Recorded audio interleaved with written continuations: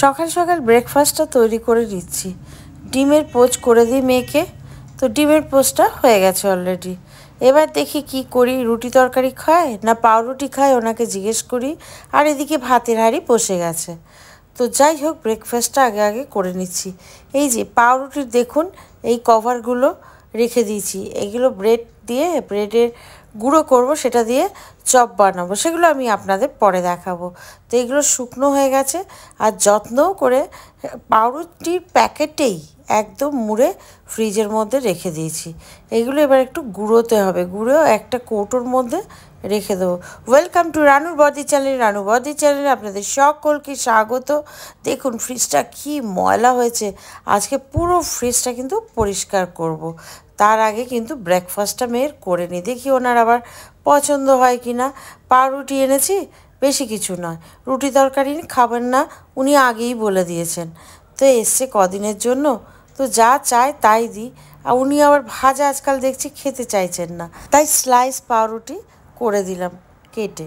এই যে মাখন দিয়ে দিয়েছি, এবার টুকরো টুকরো এই যে দিয়ে দিচ্ছি। একটু এপাশ ওপাশ গরম করে নিয়ে ওনাকে খেতে দিয়ে দেবো। দেখি আবার ওনার মুখে রোচে কি না। বেশি কিছু তো করতে পারলাম না।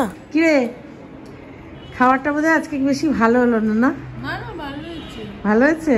আজকে আর বেশি কিছু করতে পারিনি। ডিম পাউরুটি কলা খেয়ে নে। হ্যাঁ, দুপুরে কি খাবি? যা বানাবো। আচ্ছা, লক্ষ্মী মেয়ে হয়ে গেছিস ওখানে গিয়ে। আচ্ছা খেয়ে নে। আর কিছু খাবি? আর দেবো এখন? ঠিক আছে, খা। মামির কথা যেন আর শেষ হতে চাইছে না। কত কথা জমে আছে দুজনের, কথা উঠতে বসতে খেতে কথাই চলছে কথা। আর কটা দিন হাতে গোনা, এরপর তো মেয়েটা আমার চলেই যাবে। হ্যাঁ, আমার মাকে ডেকে কি হবে? কেন, রুটি খাবি না? কি কি প্রবলেম হয়েছে? কি জামা কাপড়? হ্যাঁ, কি নিবি বল? কি হয়েছে? নিবি না? কি হয়েছে? জামা কাপড়?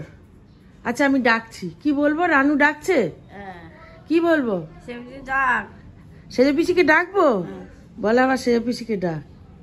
আচ্ছা ডাকছি, দাঁড়া দাঁড়া দাঁড়া দাঁড়া, চিন্তা করিস না, ডাকছি। কি বলবো বল? সেজে পিসিকে ডাকবো? কি বলবো? রানু ডাকছে। তো তুই আগে রুটি খেয়ে নে, চল আগে রুটি খেয়ে নে। চ চ চ, আরে চ চ চ, আসুন আসুন, আরে আসুন আসুন, আরে আসুন আসুন, আরে আসুন আসুন। এরানু, এই যে এই তোর মা, এই যে ওই যে তোর পিসি। শোনো বাবা। হ্যাঁ হ্যাঁ হ্যাঁ হ্যাঁ, কি হলো? ডাকছি রে বাবা। তো সব কাজ শেষ, এবার আমি স্কুলে যাব। স্কুলের পরে আবার আপনাদের সাথে কথা হবে। স্কুলের পরে আজকে দুই বন্ধু খেতে এলাম, মানে আমার কলিগ। একে তো আপনারা চেনেনই, আমায় খুব ভালোবাসে। আর এই যে আমরা দুজনে খেলাম, একটু ধোসাই খেলাম, একটা নিয়ে দুজনে ভাগাভাগি করে খেয়েছি। তো অনেক দিন বাদে দুজনে আজকে ঘুরতে এলাম বড় বাজারে। এখন মেয়ের জন্য চিকেন কাবাব বানাবো। তো চলুন চিকেন কাবাবটা আপনাদের দেখিয়ে দিই কীভাবে বানালাম। পেঁয়াজ প্রথমে কুচি কুচি করে নেব কেটে। আপনারা তো বানানই, আমি জানি খুব ভালো করি, আমার থেকে ভালো রান্না আপনারা সকলেই বানাতে পারেন। তবু মনে হলো এটা একটু শেয়ার করি, সেই জন্যই শেয়ার করলাম। একটু নুন দিলাম, দিয়ে রেখে দিলাম যাতে জলটা ঝরে যায়। চিকেনগুলো এইভাবে কুচি কুচি করে কেটে নিলাম।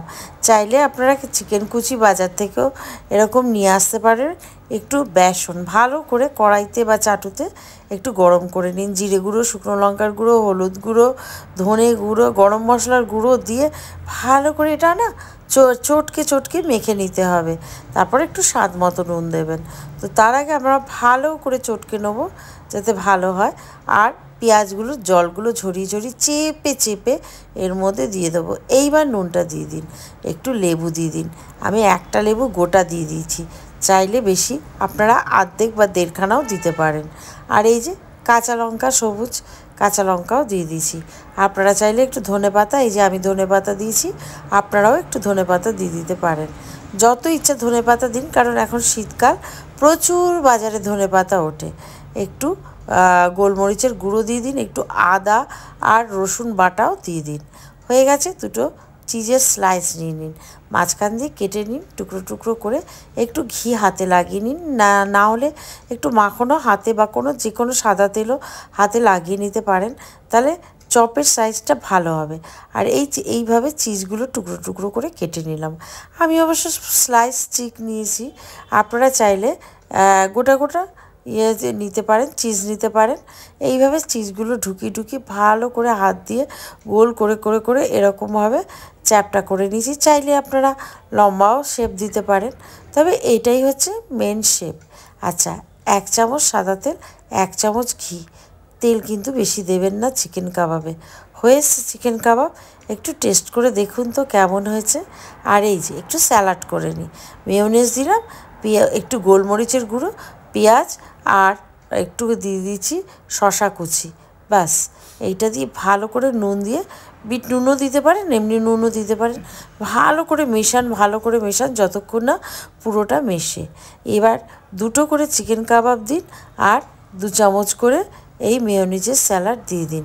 ভীষণ ভালো খেতে হবে।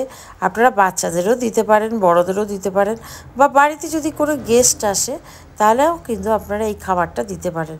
সন্ধেবেলার জলখাবার তো বটেই, রাতেও এই খাবারটা খাওয়া যেতে পারে ডিনারের পাতে। তো যাই হোক, এটা বানানো হয়ে গেছে। আপনারা কিন্তু বলবেন চিকেন কাবাবটা কেমন হয়েছে।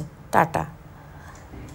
তো চলুন, এলাম দাদার বাড়িতে, সন্ধেবেলা চিকেন কাবাব খেয়েছি, রাতে আবার দাদার বাড়িতে। ওই যে আমার মা উপর থেকে দেখছে, ছবি হয়ে গেছে।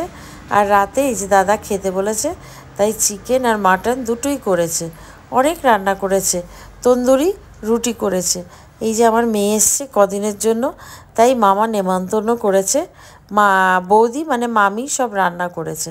তো যাই হোক, আমার জায়ের মেয়েও গেছে আমাদের সাথে, সবাই মিলে একসাথে খাওয়া দাওয়া হলো, রাত্রে বাড়ি ফেরা। তো যদি ভিডিওটা ভালো লাগে একটু লাইক কমেন্ট করে দেবেন আর আমার পাশে থাকবেন।